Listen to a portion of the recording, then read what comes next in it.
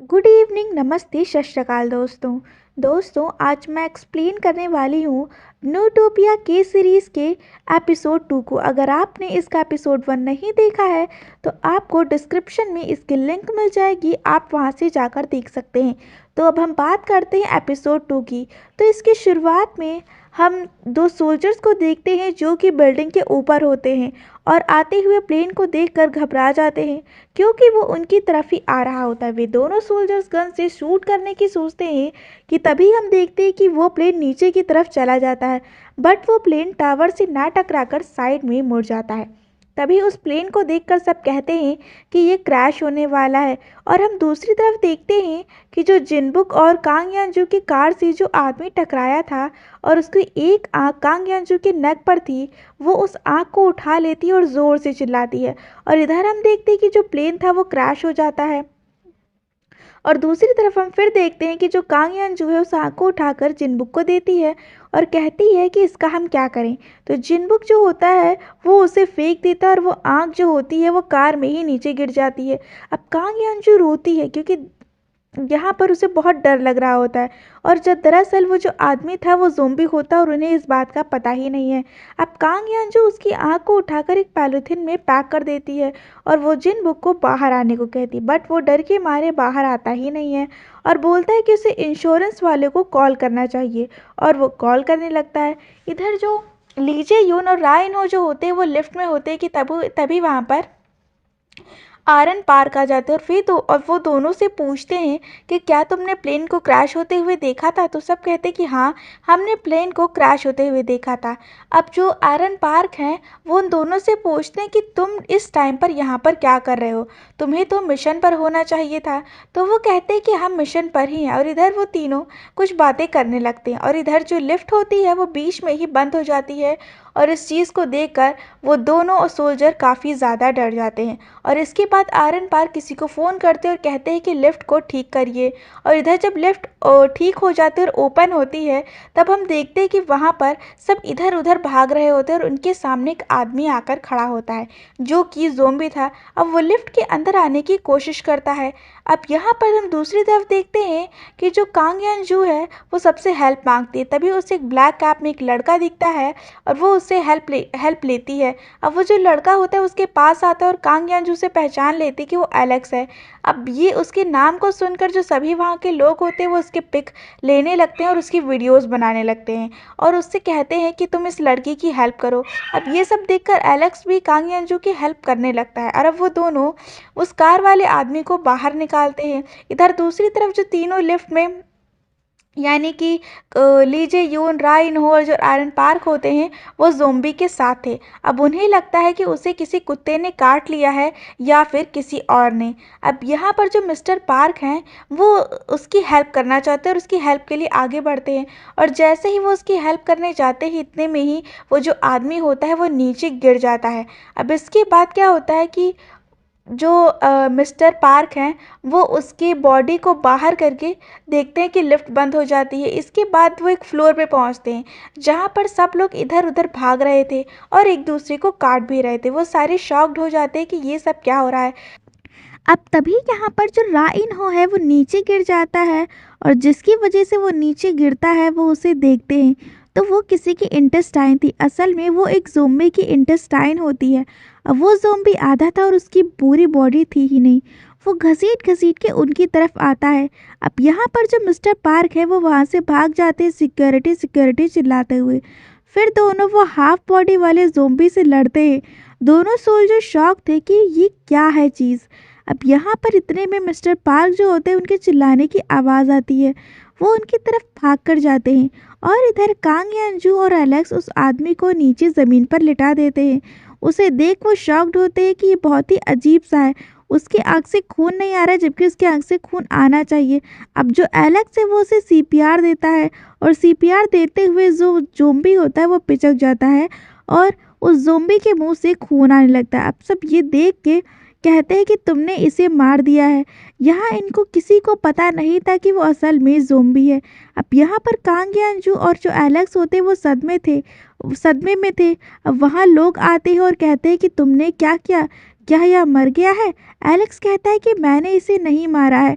अब यहाँ पर मिस्टर पार्क को एक ज़ोंबी खाने वाला होता है। तभी वहाँ पर ली जे यून और राइन हो आते हैं और वो उसकी हेल्प करते हैं। अब जो इन्हो है वो ली जे यून से उसकी गर्लफ्रेंड का लाइटर मांगता है और कहता है कि जल्दी से अल्कोहल लेके आओ और सबसे स्ट्रॉन्ग वाली लाना। ली जे यून सबसे स्ट्रॉन्ग अल्कोहल ढूंढने लगता है और उसे मिल भी जाता है और वो इन्हो की तरफ फेंकता है, बट इन्हो उसे यूज़ नहीं कर पाता है। फिर मिस्टर पार्क उस अल्कोहल को कैच कर लेते हैं और फिर ब्लैंकेट में डाल देते हैं। फिर वो ब्लैंकेट उठाकर ज़ॉम्बी के ऊपर फेंक देते हैं। अब जो ली जे यून है वो आके ज़ॉम्बी को आग लगा देते हैं और तीनों बच जाते हैं। अब नेक्स्ट सीन में हम कांग यानजू जिनबुक को बाहर आने को कहती है, लेकिन वो कुछ ऐसा देख लेती है कि वो वहीं से साइड हो जाती है। फिर वहाँ पर एलेक्स आता है तो देखता है कि जिनबुक बाहर क्यों नहीं आ रहा है, क्योंकि उसने डर के मारे अपने पैंट में टॉयलेट कर दी थी।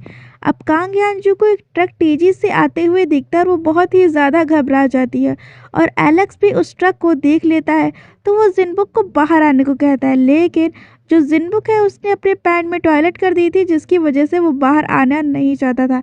लेकिन जब जिनबुक उस ट्रक को बैक मिरर से देख लेता है और वो तभी उस कार से कूद जाता है।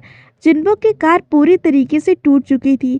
सारे लोग इधर उधर भागने लगते हैं और कांग यानजू यह सब देख के सड़क पर बैठकर रोने लगती है। अब न्यूज़ में प्लेन क्रैश की खबर सुनाई जाती है।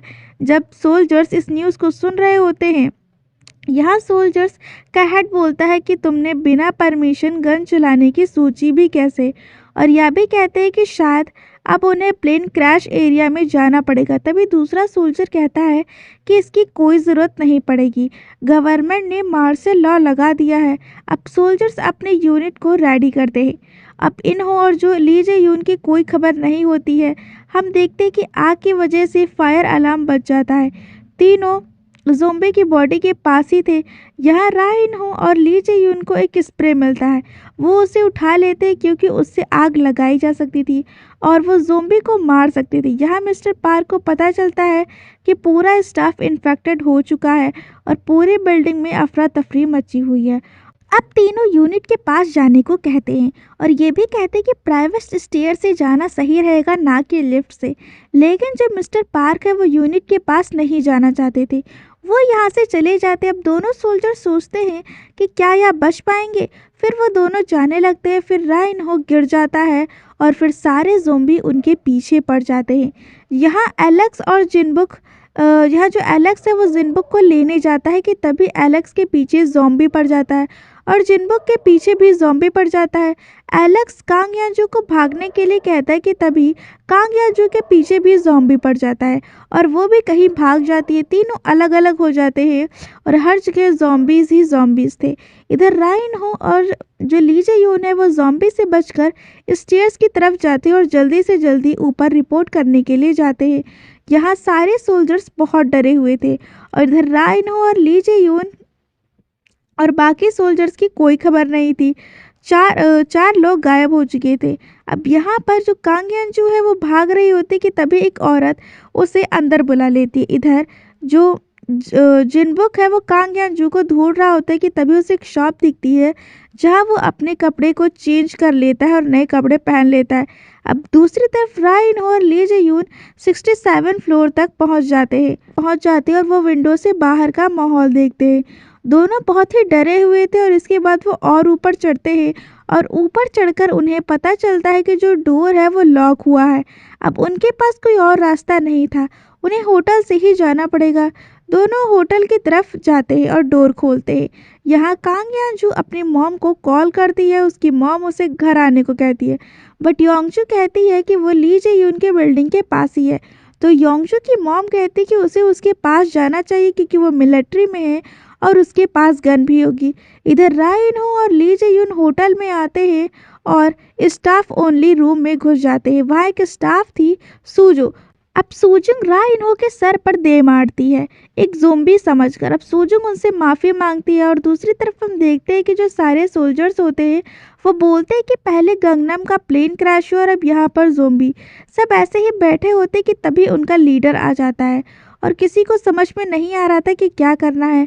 सारे रेडी होते और अपनी गन्स उठा लेते और फिर अपनी पोजीशंस पर चले जाते हैं। इधर जो जिनबुक है उसको एक कार मिलती है, उसमें एक हॉकी होती है। वो हॉकी स्टिक को उठा लेता है, इतने में पीछे से आके एक आदमी उसे हिट करता है।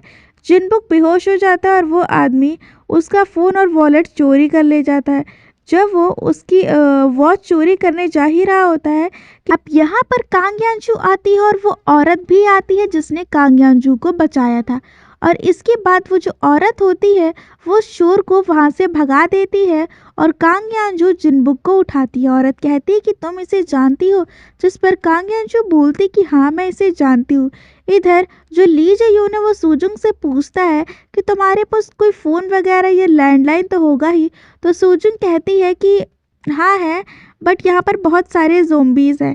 अब यहाँ पर रा इन-हो को एक आइडिया आता है। तीनों रूम से बाहर आते हैं, सारा केरोसिन, पेट्रोल, जो भी आग लगाने वाला सामान है उसे लेके।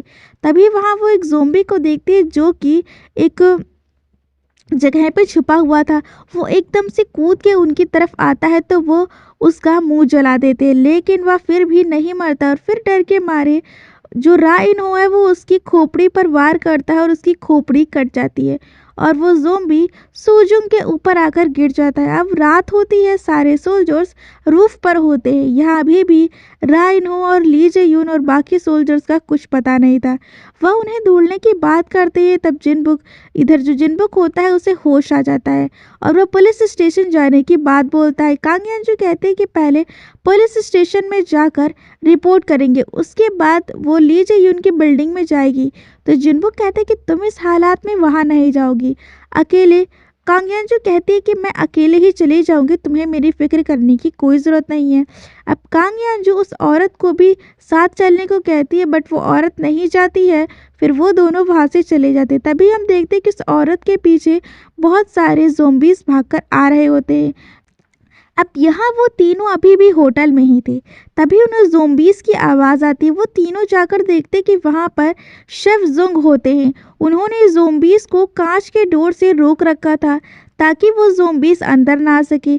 तभी वो तीनों उनकी हेल्प करने में लग जाते हैं, लेकिन कांच का जो डोर है वो क्रैक होने लगता है और वो डोर टूटने वाला ही होता है कि इतने में ही एपिसोड ख़त्म हो जाता है। अगर आपको इसके आगे की स्टोरी जानना है तो आप हमारे चैनल को सब्सक्राइब कर लें, क्योंकि इसके आगे के एपिसोड्स हम जल्द ही लाने वाले हैं। अगर आपको वीडियो पसंद आई हो तो वीडियो को लाइक, शेयर और सब्सक्राइब ज़रूर करें।